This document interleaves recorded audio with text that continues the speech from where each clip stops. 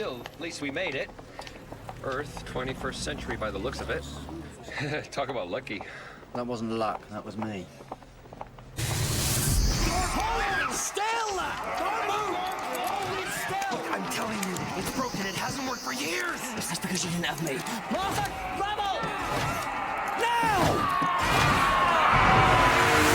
The moral is, if you're gonna get stuck at the end of the universe, get stuck with an ex-time agent and his vortex But this manipulator. master bloke, he's got the TARDIS. He could be anywhere in time and space. No, he's here.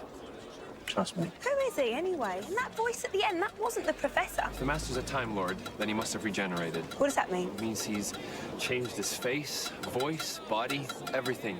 New man. Then how are we going to find him? I'll know him. The moment I see him. Time Lords always do. But hold on. If he could be anyone, we missed the election. But it can't be.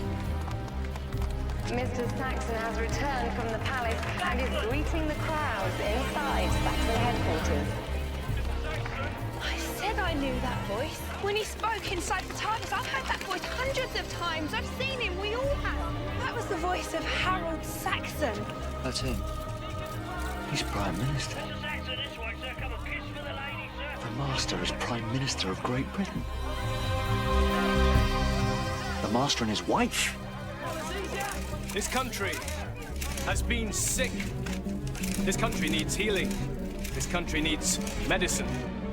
In fact, I'd go so far as to say that what this country really needs, right now, is a doctor.